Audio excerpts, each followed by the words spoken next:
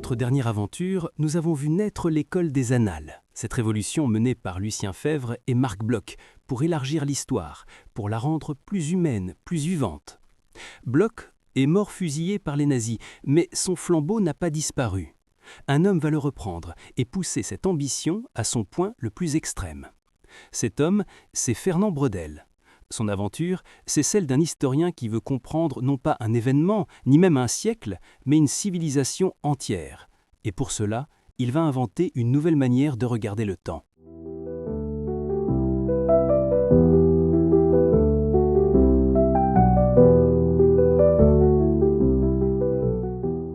L'aventure de Fernand Braudel commence dans le lieu le plus improbable qui soit pour un historien. Un camp de prisonniers de guerre en Allemagne. Mobilisé en 1939, il est fait prisonnier en 1940 et passera 5 ans en captivité.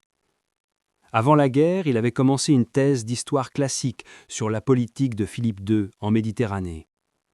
Mais dans le camp, loin de ses archives, loin de ses fiches, il est forcé de penser différemment. Privé de détails, il se met à voir le tableau d'ensemble. Il abandonne l'histoire politique, l'histoire des rois et des batailles. Son sujet n'est plus Philippe II, son sujet devient la Méditerranée elle-même, la mer. Un personnage historique à part entière, avec sa géographie, son climat, ses courants, ses civilisations. De mémoire, sans aucune note, il va dicter à ses camarades de captivité les premières versions de ce qui deviendra son chef-d'œuvre. C'est l'un des exploits intellectuels les plus extraordinaires du XXe siècle.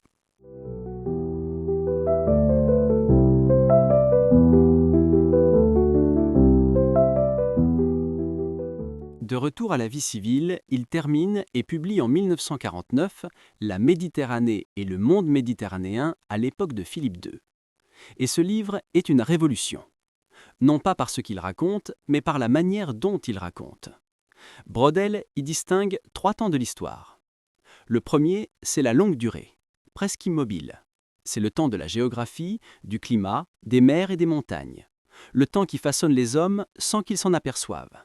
La Méditerranée, pour lui, est une prison liquide. Ses côtes, ses vents, ses reliefs imposent des contraintes qui durent des siècles.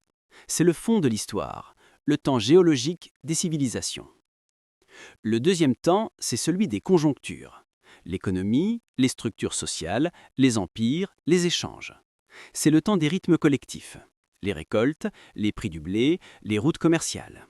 Un temps qui bouge, mais lentement, sur des décennies ou des siècles. Et enfin vient le temps court, celui des événements. Les guerres, les révoltes, les rois, les dates. Tout ce que l'on apprend d'ordinaire à l'école. Mais pour Braudel, ce temps n'est qu'une agitation de surface, l'écume des vagues. Ce n'est pas le cœur de l'histoire, mais ce qui doit être expliqué par les courants plus profonds.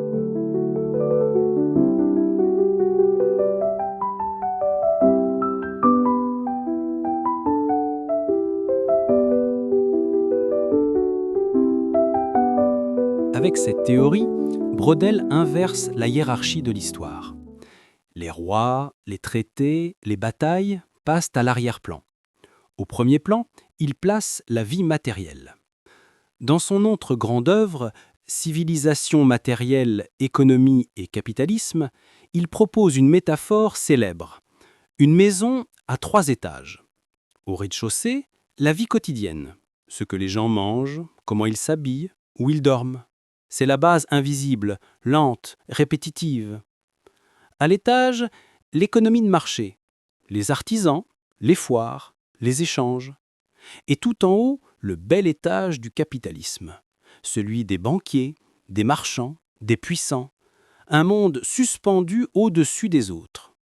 C'est une vision radicale, presque marxiste, sans le dire, mais ancrée dans la matière, dans la durée. Une histoire vue de la cave, disait-il, pas pour mépriser les hauteurs, mais pour rappeler que tout repose sur ce que les hommes font pour vivre.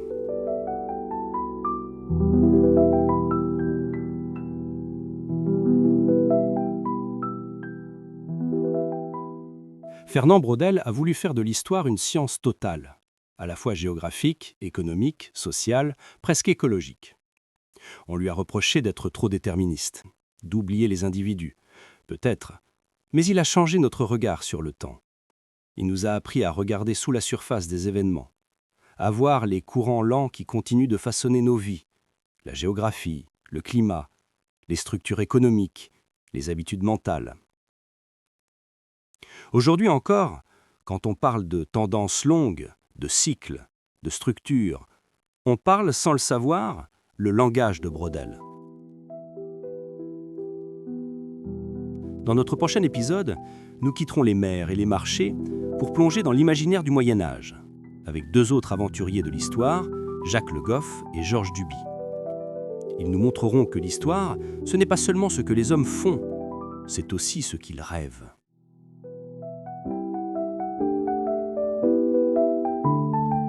D'ici là, la prochaine fois que vous entendrez parler d'un événement historique, demandez-vous, est-ce une simple vague ou le signe d'un courant de fond ?